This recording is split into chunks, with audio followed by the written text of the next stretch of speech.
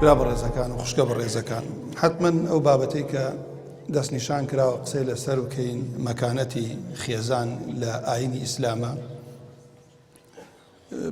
لای هەمومان شتێکی غەریب نییە. پێشم وایە زۆری دووبارە بوونەوەیە، بۆ لەبەرەوەی سپاس بۆ خوای گەورە لە ژینگەیەکی ئیسلامەتی و لە ناو خێزانێکی موسڵمانە هاتوونەتە دنیاوە. هەر یەک لە ئێوە ئێستا بە نەزەری کە قسەی لەسەر بکەین ئەزانن پلەی دایک چیە لە ئیسلامە، ئەزانن پلەی کچ لە ئیسلامە چییە، و ئەیزانن پلەی خوشک، ئەیزانن مەکانەتی مرد ئیسلام چی مەکانەتێکی پێداوە کە بەرپرسیارەتی ئەو ئافرەتە و ئەو مناڵانەی کەوتۆتە بەرچاو. بەڵام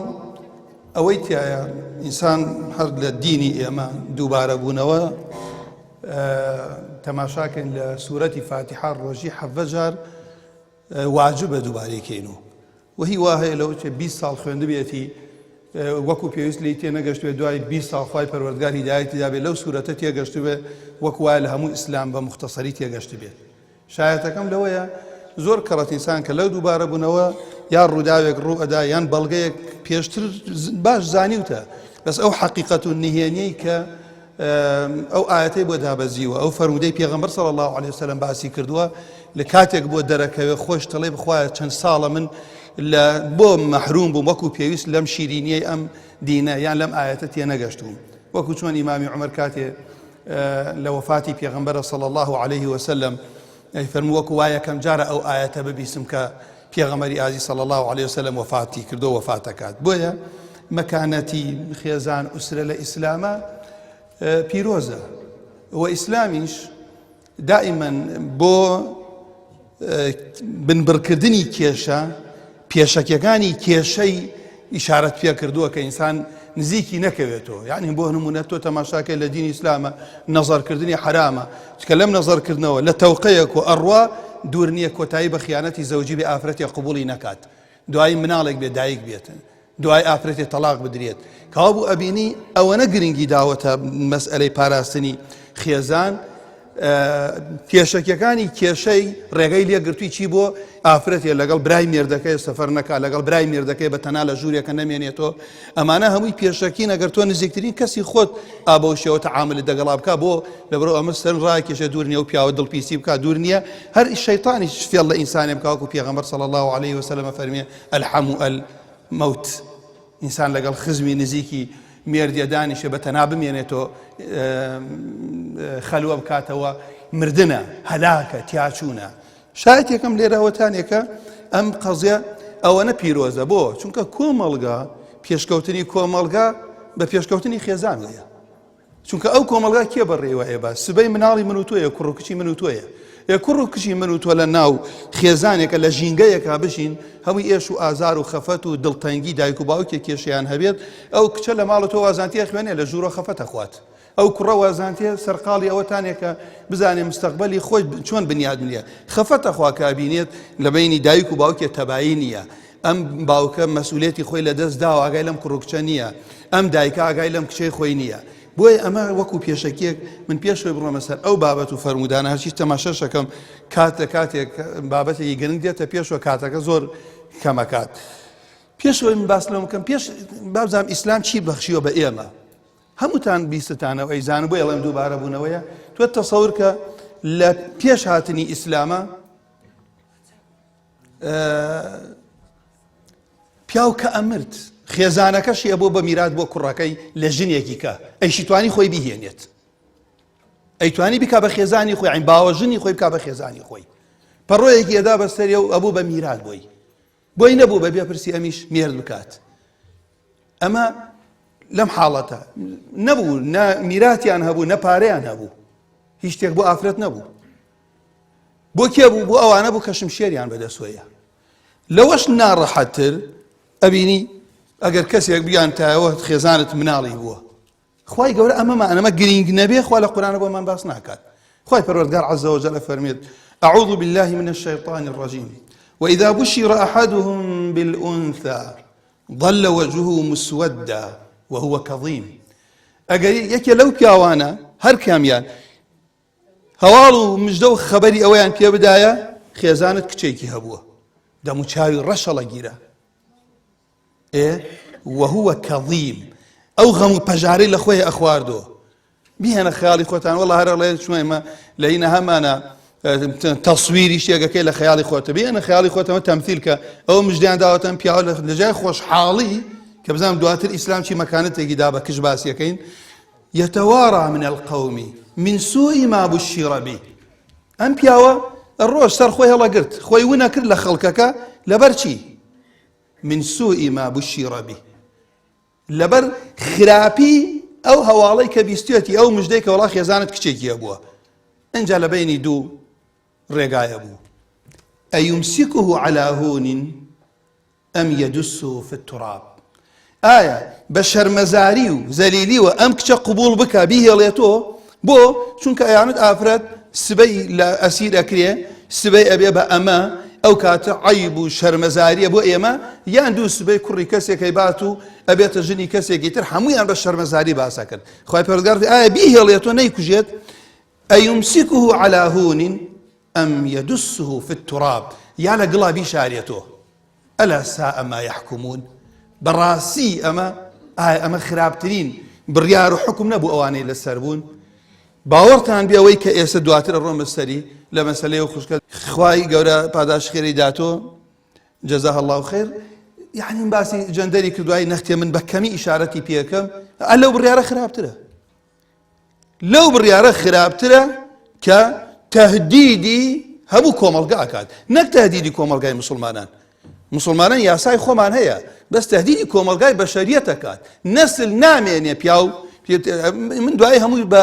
داواگەڵ داوای لێبوردن لە هەمووتان ئەگەر بکرێت نانیم کاکەمە لەش فرۆشدە ئەمە داوێن پیسیە شەرع بەچی ناوی ئەبا بە زینا ناوی بەرە وای لێ مەکە خەڵکەکە ئەوەنە جوانی بکەن کە کاتێ ئینسان کۆمەڵی تاوانەکەن عارەق خەمر شتێکی پیس بێت ئومی هەموو سەرچاوە ئەسڵی هەموو تاوانێکە من بڵێ وەڵام مەشروعاتی ڕوحیە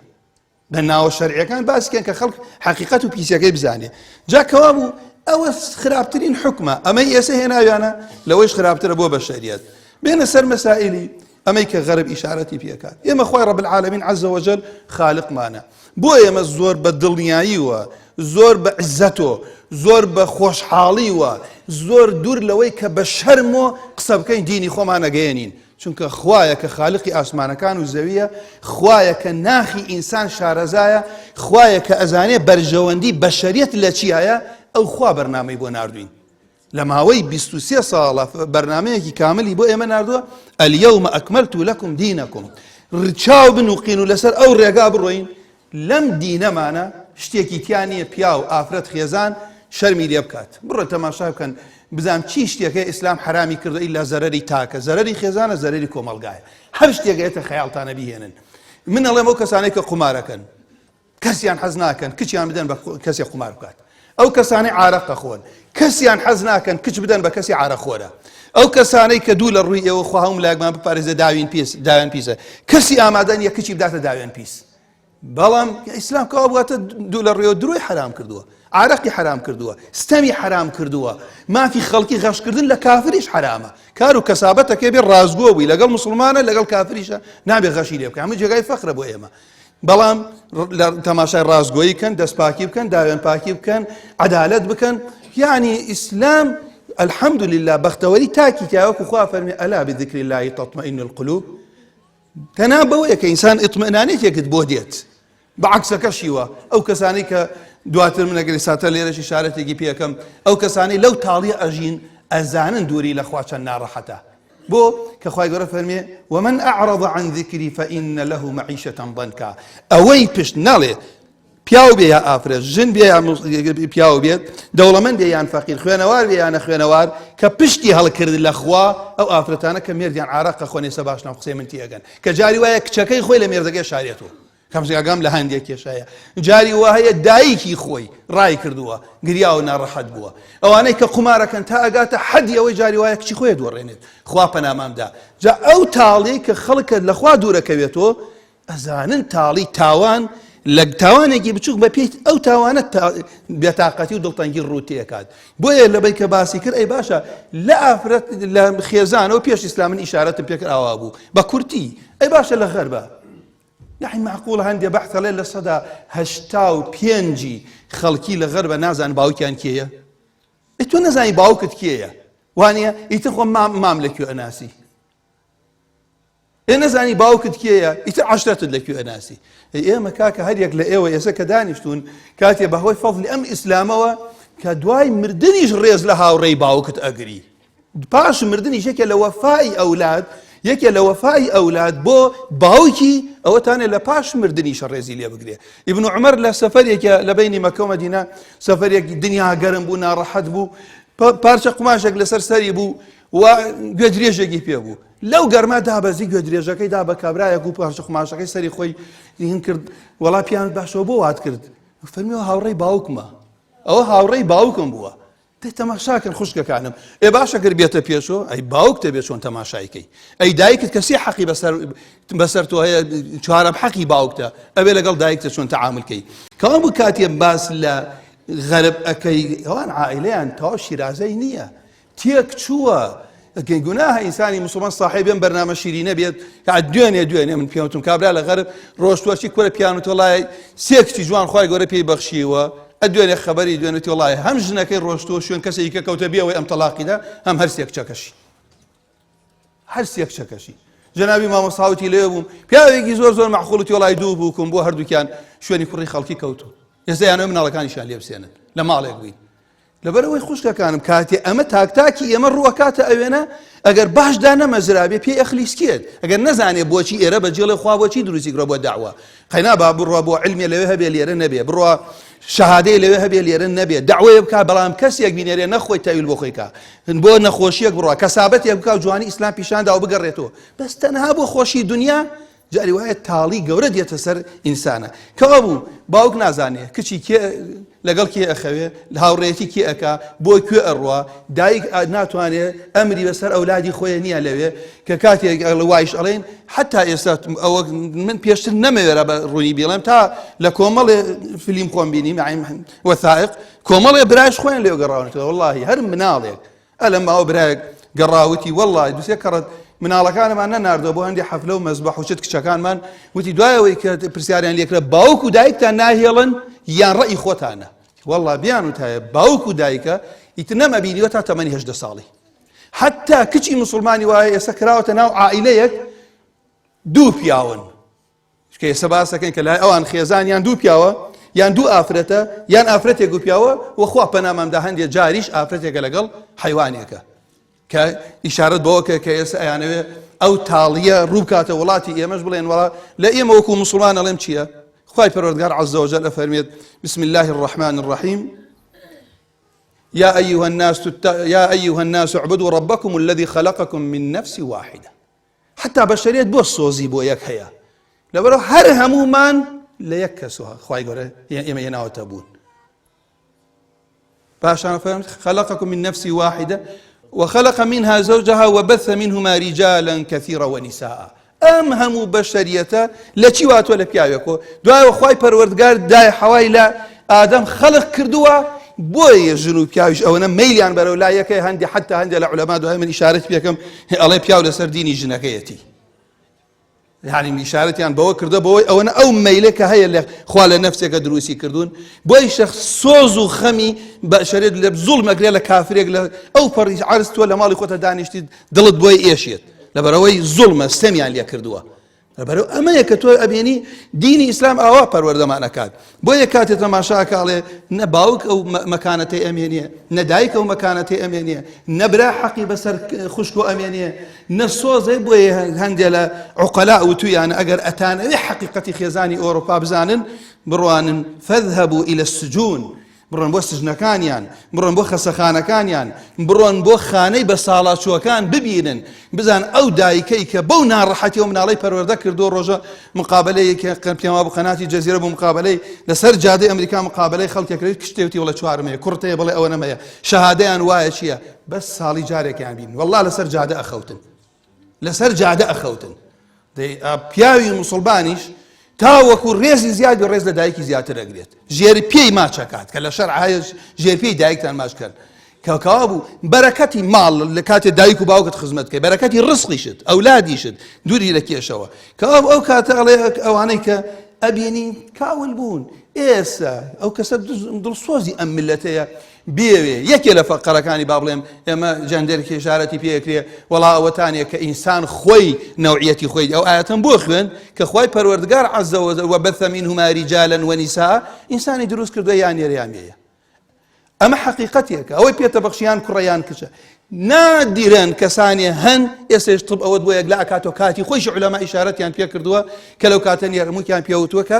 شتێکە خوا خەڵقێکی خوای پەروەردگار عەزە وەجەل نەخۆشیە کە چارەسەر هەیە بەڵام تۆ بێی بڵێ خۆت حەزت لە چی بوو ئەوە بکەی پرسیار لە هەمووتانەکەم ئافرەتێ بڕات لەگەڵ ئافرەتێکی تر ڕابێتە ژن و مێرد بە حسابی خۆیان عائیلە خێزان لەوە پێک بێنن مناڵ ئەمێنێت نەخێر ئەگەر دوو پیاو بێ سەرڕای ئەو هەموو نەخۆشەی کە لێ بێتۆ سەرڕای ئەو هەموو نەخۆشەی کە پێغەمبەر فەرمی صلی الله علیه وسلم تووشی نەخۆشی وا ئەبن باو باپیرتان نەیبیستووە سەرڕای ئەو کێشە نەفسیانەی کە تووشیان ئەبێت بەڵام نەسل نامێنێ نەوە نامێنێ کۆمەلگا بەرەو هەدم ئەڕوا بەرەو نەمان ئەڕوات تێک ئەچێت هەوە لێرەوەتانە بەڵام تۆ لەم لاوە تەماشاکەی من نەختێ پاش پێی شەخەم لە بابەتەکەی خۆمان تە لە ئیسلامە کاتێک چێک دەیشێت چەند دڵت پێ خۆشە بۆ ئەڵێ ئەمە ئەمرێکی خوا جێبەجێەکەین فانكحوا ما طاب لكم من النساء كاتي كوريك الجنة هينيت يا معشر الشباب من استطاع منكم الباء فليتزوج دو عشرة دل خوشة بيه نقدو كس دو عشرة لم لا تماشاكي الحمد لله نو أخاته كسي يقول إمام عمري فرمو حزكم جن بيانم لبروي موحد خواي قول من كاتي سبب وي كسي خواه بفرسيت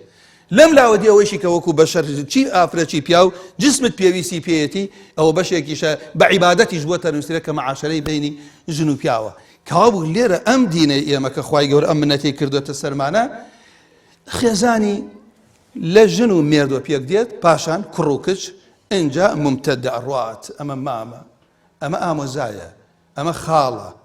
أما بورا أما بورزايا أروات تا عشرة كشمان أروات بويا ليرة ومن دسا كما يكم أو بلغاني كبزانم هموتان بيسوتان بسلام دوباري كمبوتان كبيغمبر صلى الله عليه وسلم برسياري أن يكد من أحق الناس بحسن صحابتي ما بسم لو أبو آفرت لمكانة إسلامه يان دايكتا يان خيزانتا يان كجتا يان خشكتا أما يلي أي باشا أي بيغمبر إخوة صلى الله عليه وسلم كي أحقترو شايستتر بجواني حسن جوانية حسن شاكية بجواني معاملة كردن وهاولتي كردني قال أمك قال ثم من باش دعيكم أخرما اللي هركس يجيتر بيه ساقر دينك خو ما النبي يكاك برسيارك ميك جاليا كردي باش أمشتي يجيترن بيه بيغمبر صلى الله عليه وسلم قال ثم أمك قال ثم من قال ثم أمك أي باش سير جار كمن أجر لروجيك سنة وايا ينزجر يما بلين رضيت بالله ربا وبالإسلام دينا وبمحمد صلى الله عليه وسلم نبيا ينزجر بين جاري لقلبانك سير جاري بيانيان سير جاري إواران من رازي بن با پروردگارتي پروردگارم برنامجي مموي قبوله رازي بن با بيشوايتي محمد صلى الله عليه وسلم لهموش يقول تماشايكم لتوحيد تابقات السياسة تابقات خواردن تابقات معاملات تابقات هموش يق لقل مالو منال يشون بوا بەڵام جاری وایە وەکو پێویست کە پەروەردەم تەواو نەبێت ئەبینی کەسێک خوای پەروەردگار کچێکی پێ بەخشیوە خەفەتە خوارد دواتر باسێکی بزانم لە شەریعەتە چۆنە کەوا بوو لێرە سێ جار پێغەمبەری خوا صلی الله علیه و سلم فەرمیێ دایکت پاشان دایکت پاشان دایکت ئێستا کێشەی ئەمە لەوایە ناوەکەمان بەرز کردووەتەوە ئاڵاکە بەس خەڵک کردەوە ئەبینێ قسەمان نابینێ چەند دایک ئێستا ئەناڵێنێ بەدەست کوڕیوە کوڕەکەی لەوە چێ باشیش نوێژیش بکات چەند دایکی ئێستا بێلانە کەوتووە چەند ئافرەت وا پەروەردە کرا هەموو جارێوتومە زوڵم نییە ئافرەت تۆ مناڵێ بەو ناڕەحەتیە پەروەردە بکەی دوایی ئەو بووکە ئەگەر باش لەخوا بترسێت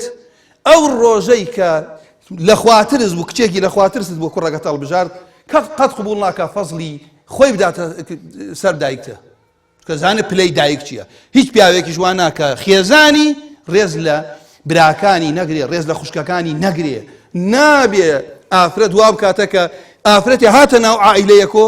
بەهۆی ئەم بووکەوە ئەم دایکە لەگەڵ مناڵەکانیەوە خۆشەویستە مەحەبەتی و سای نەمێنێ. نابێ وای لێ بکە ئەم ئافرەتە لەگەڵ براکانیە، بەشکم خوا نەکا ڕۆژێ لە ڕۆژان ئەم خوشکە پێویستی بەو برا بوو. دوایی بزانە ئەلجەزاء من جنس العمل، دوور نییە ئەو ئافرەتە خۆشی وای لێ بێ بکەوێتە لای دەستی براژنێکی. شایەتەکەم وتانێک کە دایک ئەوەنە مەکانەتی گەورەیە لە شریعەتی ئیسلامە لە ئەوروپاش، ئەگەر ئەوانەی مابن ساڵی جارێک بڵێ وەڵا عید الئومە یان بەلەدێبی خاتە قەبر، بەخوا جاری وایڵێن بە بۆنی شوقەکان و هەندێک کەس ئەزانن مردووە، بە بۆنی شوقەکان و سەرەی جوار پێغەمبەری ئازیز فەرمووی ثم من قال ثم أبوك، ئەم فەرموودە ئیمامی بوخاری و ئیمامی مسلمیش ڕیوایەتیان کردووە. کابوو ئەمە بەڵگەمان زۆرە لەمڕۆ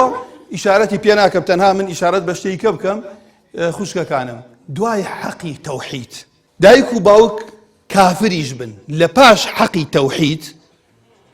بانگیشت کەن بۆ کوفر، ئەبێ بە جوای معاملەی لەگەڵا بکەیت. ئیتر من ئەڵێم هەرچی نمونە بێن بۆکەوە نییە.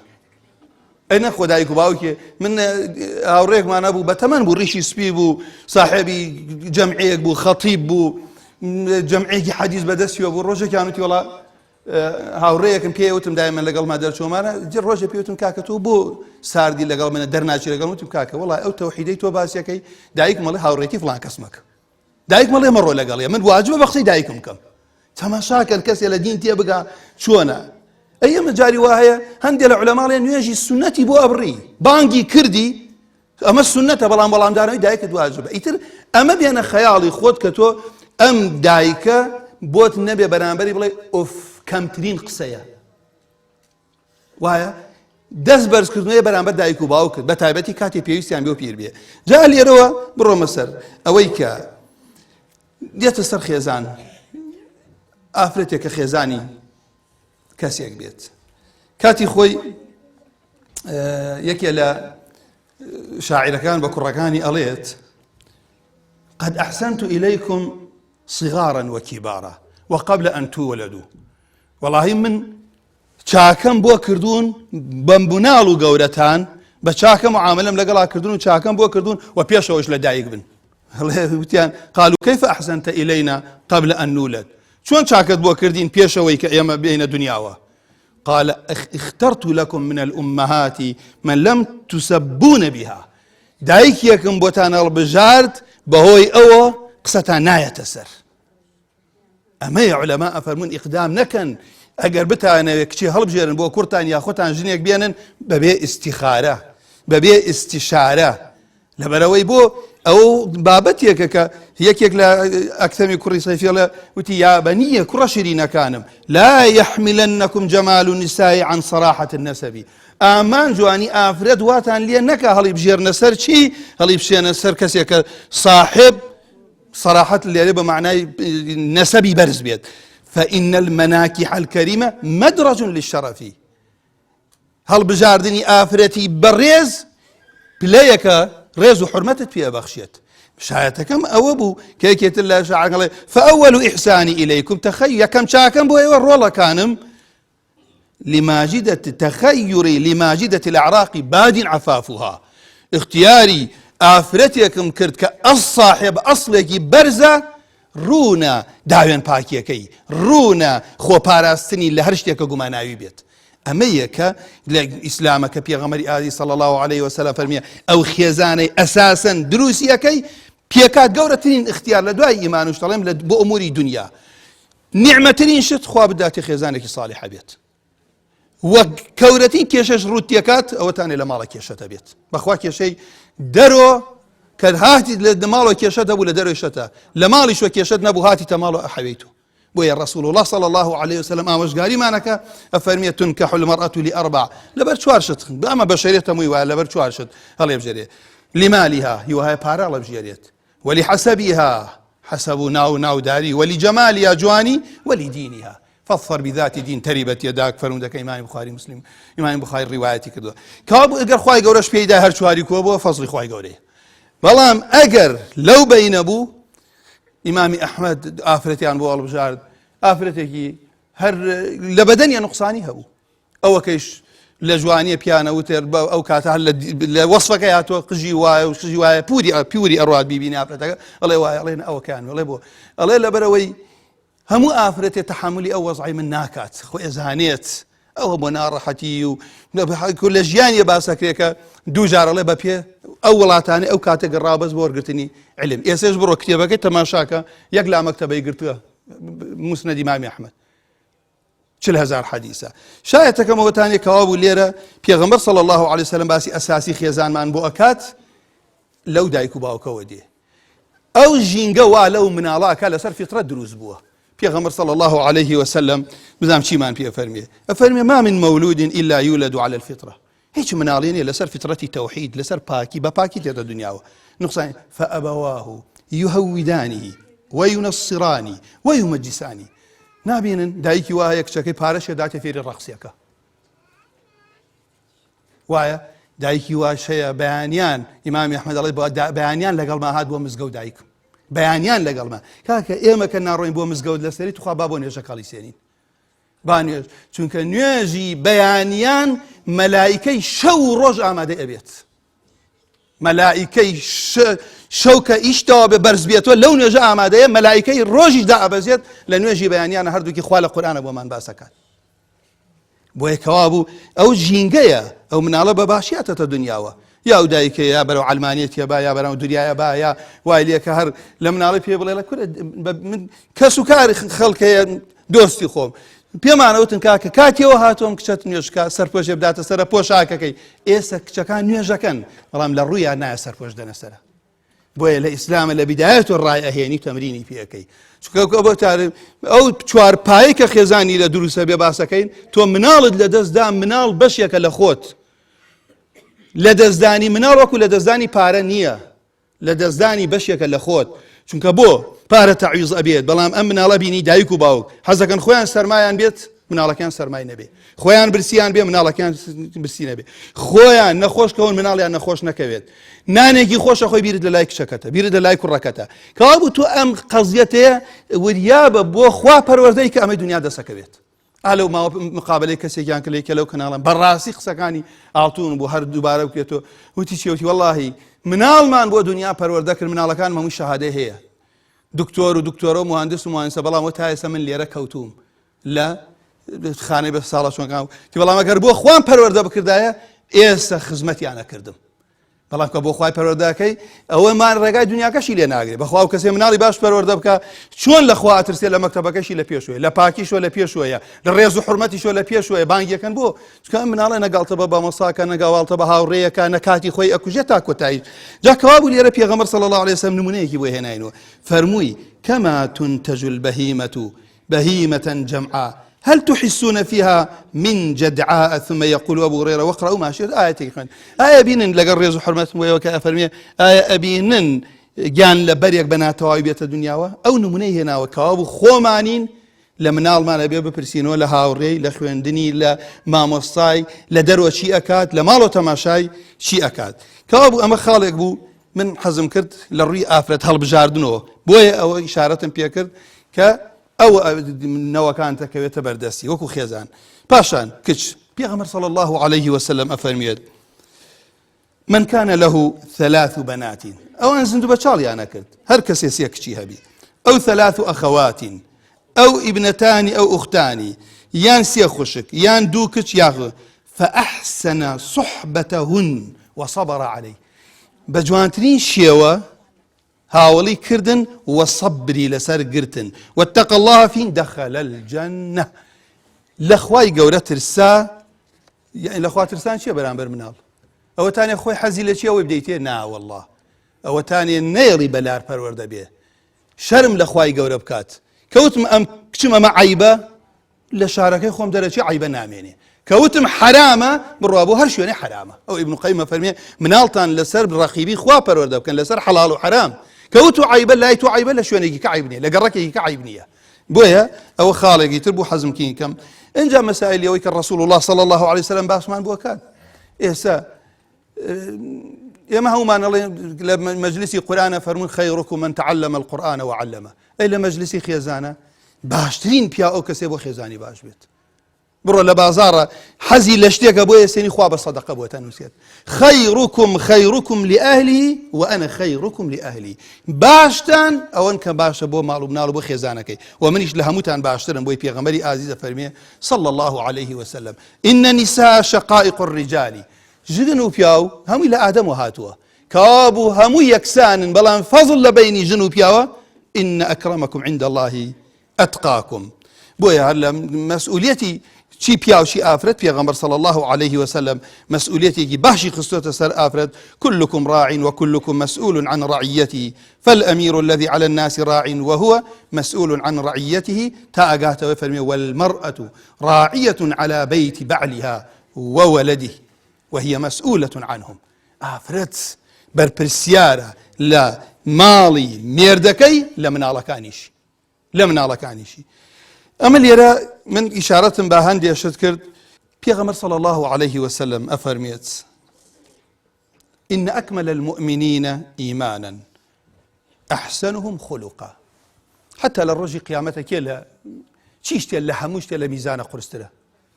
ئەمە بۆ ئێمە زانیشی خوشکەکانم برا بەڕێزەکانم بۆ ئێمە یعنی والله جێگای زۆر فەخرە. هەنا فەرمی لە قیامەتە کێ نوێژی زۆرە؟ خەوارج نوێژی زۆر بووە، ڕۆژوشی زۆر بووە. کێ لە ڕۆژی قیامەتە لە پێغەمبەری ئازیز و نزیکە و پێغەمبەری ئازیز خۆشەوێ؟ ئەوانەی کە هەڵسو کەوتیان ڕەوشتیان جوانە. چی شتێ لە میزانە لە هەمووی قورسترە لە ڕۆژی قیامەتە؟ ڕەوش جوانی. ئەی ڕەوش جوانی لە چیوە دێت؟ من پرسیارێکە لە ئێوە بکەم. بۆ پێغەمبەر صلى الله عليه وسلم فەرمێت المسلم من سلم المسلمون من يده ولسانه أو من لسانه ويده كما قال. مسلمان أو مسلمانية كمسلمانان لدسو لزباني بۆ ناڵێ لە قەولی هایەکێکتان پێم بڵێن بۆ ناڵێ لە قسەی ئەوەنە وردە ئەم ئیسلامە لەبەرەوەی هەندێک شت بە زبانەکرێ قسە نییە. جاری وایە کەسێک گاڵتە بە کەسێکا بە زبانی ئیشارەت دەکات بە زبانی گاڵتەی پێکات کەوا بوو کەوتی زبان هەم قسەش ئەگرێتەوە هەم گاڵتەکردنیش کەوا بوو هەڵسو کەوت جوانی ئەوتانێت تۆ پێش هەموو شت لە بینی خۆت و خوا شەرم لە خوا بکەی پاشان قسە پێش قسەی پێغەمبەری ئازیز نەخەی صلى الله عليه وسلم. هیچ شتێک پێش سنەتی ڕەسوڵ الله ناخەی. بزانی دینی ئەمە قورئان و سنەتی پێغەمبەر صلى الله عليه وسلم. دێتە خوارەوە بۆ دایکت، دێتە خوارەوە بۆ باوکت، لەگەڵ دایکتە چۆن هەڵسو کەوتت چۆن جوان ئەو دایکە چۆنی پێخۆشە تۆ وا تەعاملی لەگەڵا بکەی، ئەو باوکە چۆنی پێخۆشە وا تەعاملی لەگەڵا بکەی. اینجا دێتە خوارەوە بۆ خزمە نزیکەکان اینجا دراوسێکە ئەوەنەی لەسەرەکە تاوانێ بەرامبەر دراوسێ دەتاوانە. من لە زۆر شوێن ئەم قسەم دووبارە کرۆ با لێرە دووبارەکەمەوە حاکمێک زۆر قسەیەکی زۆر جوانی کرد هەر لەگەڵ خۆمە دانیشتی وەڵڵاهی محکەم ئەڵێن سجن ئەڵێن مرور ئەڵێن پۆلیس ئەڵێن شورتە ئەڵێن هەمووی قەرزاری تەلەبەی قورئان و مزگەوتە. تی بۆ وتی بە کاکە ئەمانە هیچیان سەرقاڵ نین شەڕە چەقۆیە خەڵکی مزگەوت نایکا ڕێگرتن لە کچی خەڵکی مزگەوت نایکا ئارە خواردنە خەڵکی مزگەوت نایکات تەلاق و تەلاقدانێکی زۆرە کە ئەسڵەکەی کە جاری وایە ئەوەتانێکە ئەبێ هەبێت بۆیە یەکێ لە چارەسەرەکانە بەڵام کەمیە لە ناو موسڵمانە ئەم هەموو شتە تەلەبەی مزگەوت نایکا. ئێبێرە خوارەوە بەعەکسی شو ئەی ئەوانەی مامۆساشن لە مزگەوت پەروەردە بوون بەخوا لە قوتابخانەیە مامۆسایە باشتر دەرزەڵێت و مهندسە غەش لەو جادە ناکات دکتۆرە عەمەلیاتێک ناکە خەڵکەکە پێویستی پێ نەبێت شتێکە دەرمانێکە بۆ نانووسێ نەخۆشەکە پێویستی پێ نەبێت جاری وایە دکتۆرە موسڵمانەکە نەخۆشەکە پێویستی بە خوێن بۆ خوێنی خۆی پێداوە ئەو خەڵکەکە کاتی ئەبینی ئەگەڕێیتەوە بۆ دین نیعمەتێکی گەورەیە بۆ هەموو کەس بۆیە لێرەم فەرموودا فەرمێ إن أكمل المؤمنين إيمانا أحسنهم خلقا وألطفهم بأهله أمام بزبو أوانين ككين لقل خيزان من علكانية لطيفة نرمونيانا ناسكة وهي أصلا وكو بيوست يقول خيزاني ناقريت قسا أدا للروي وهروها عكسكشي كبياو مسؤوليتي مالا لاي بياوا ئافرەت پێنج جێبەجێ بکای کێلەوانە لە ناشەرعینە بێ مێردی لێ ڕازی بێ خوا لێ ڕازیە بەیانی زوو دەرەچێ بۆ کریەکاری بۆ نانەوایی بۆ مامۆسایی بۆ مروری بۆ هەر بابەتێکەڵی هەموو وەکو چیە وەکو خزمەتکاری و ئافرەتەیە وەکو کریەکاری بۆ ئەکات چکە مەسکەنی مەلبەسی مەشرەبی واجبە ناتوانی بە خێویکەی ژن مێنە بڕۆ ڕۆژوو بگرە جا لەبەرەوە کەوا بوو مەبەستم شایەتەکەم وەتانێ فەرمێ ئەلتەفیانە ونصيحتي بيغمري آزي صلى الله عليه وسلم فاستوصوا بالنساء لوصيتكاني آخرية کەسیشمانیە مەلائیکە بین دنیاش